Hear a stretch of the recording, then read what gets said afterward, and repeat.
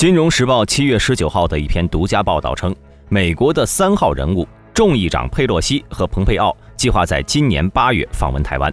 这可谓是一时激起千层浪啊！作为军事频道，大兵看到这个消息呢，最关心的是佩洛西这次会坐啥飞机来？毕竟去年的时候呢，仅仅是议员访台就搭乘了 C-17环球霸王运输机了。那么作为美国的3号人物的佩洛西又该如何呢？咱们一起来猜一猜。首先呢，在2021年的时候，美国议员达克沃斯就曾经乘坐一架 C-17运输机从韩国的巫山基地抵达了台北松山机场进行访问。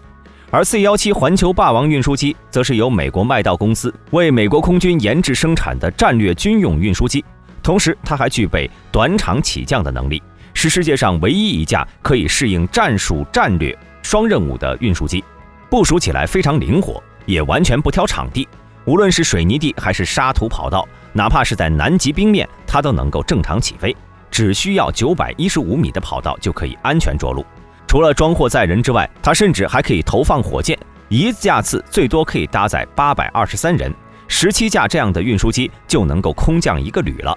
而除了强大的空运能力之外呢， C-17还是美国史上研究最久的一款运输机。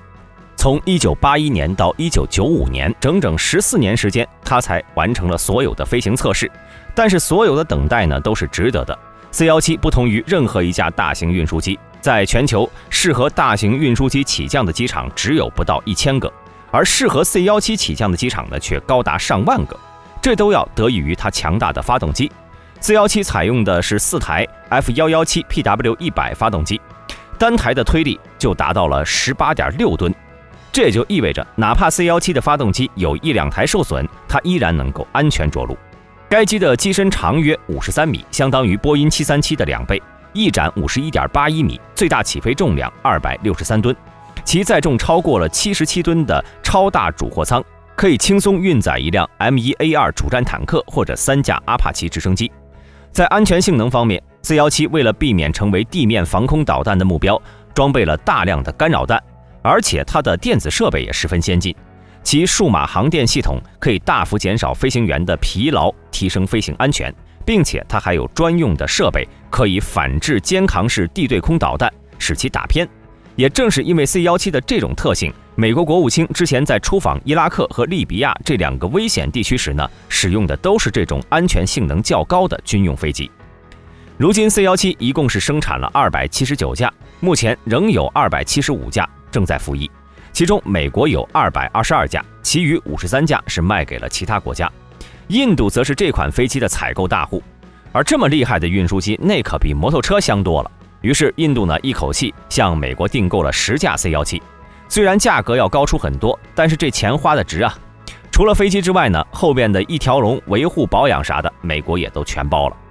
当然还有一个小道消息称，美国之所以要给三哥强行提供全套维修服务，是怕三哥几年之内呢就把 C-17给摔没了，为了保住自家的金字招牌，才不得不强行服务一波。到现在为止，这款飞机已经服役了27年，稳定安全一直都是它的代名词，因此如此强大的运输机作为佩洛西的座驾也十分合适。而除了 C-17之外，还有就是万能的 C-130了。C-130运输机可以说是世界上最成功、最长寿并且生产最多的现役运输机。而且虽然它名为运输机，实际上呢却可以兼顾多种角色，几乎无所不能。无论是运送武装力量、医疗救援货物转运等任务，还是空中打击、搜索救援、气象观测、空中加油以及空中救火等等，它都能够胜任。并且呢，它还曾经客串过轰炸机这个角色，携带那些尺寸大到 B-52都无法承载的巨型炸弹。似乎除了没能和战斗机一较高下之外呢， C-130把所有空中平台能干的活都干了个遍。而相较于环球霸王，最新型的 C-130J 的航电系统要更加先进。它数字式航电系统使用了可折叠宽视场衍射屏式显示器，具有更宽的视角，能够提供如高度、角度、滚转率、飞行路线、空速、垂直速度和方向，可以减少空投、空中加油、起降时飞行员低头看仪表读数的时间，大大提升了飞行员使用的便利性。而且这款飞机也与台湾有着不解之缘，除了在早年间向美国军购的12架 C-130H 之外，台湾还有一架神秘的电子战型 C-130，它被台湾空军列为最高机密的等级。除了日常的飞行与演习之外，几乎很少在基地开放时展示，也是台湾目前唯一一架电子战和电子情报飞机。该机是由台湾中科院与洛克希德马丁公司一同改装的，其中中科院负责为其研制电子战系统。其外形与其他 C-130H 分别不大，只是在机身各处加装了一些天线罩及天线，配备的电子干扰以及侦测设施与其他的 C-130H 有一定不同。如今这款飞机现隶属于台湾空军第439联队第20大队第6中队，它在台湾呢极少曝光，一般只有在执行特殊任务时才会出现。而由于其机鼻下方的天线像极了法老王的胡子，因此该机也被台湾网友们取了一个法老王的绰号。而除了以上2种之外呢，美国官员平常用的专机就是波音737。之前美国派出官员访问台湾，大都是乘坐这款飞机。而除了这款之外呢，美国能拿得出手的飞机也很多。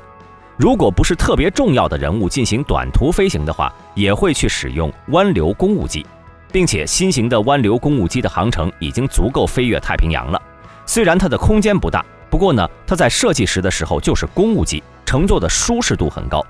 而新型湾流公务机在美国空军中的型号叫做 C-37， 它的原型是湾流 G550。这款飞机呢非常的豪华，在美国空军内部能坐上这种飞机的人并不多，但佩洛西就明显是属于那其中的一小波人。而如果这次访问台湾只是小规模出行的话，基本上有湾流也就够了。那么这时候有的朋友就想问了，如果佩洛西这次是大规模公务出行的话，会乘坐什么飞机呢？在美国的一众飞机中呢，只有美国引进的 C-32是专门干这活的。这款飞机的原型是波音757，它是波音公司第一款采用非美国生产的发动机，劳斯莱斯 RB211。它拥有极高的航程，能在满载200名乘客的情况下，可以飞行超过7200公里。这个航程甚至比超音速协和飞机更大。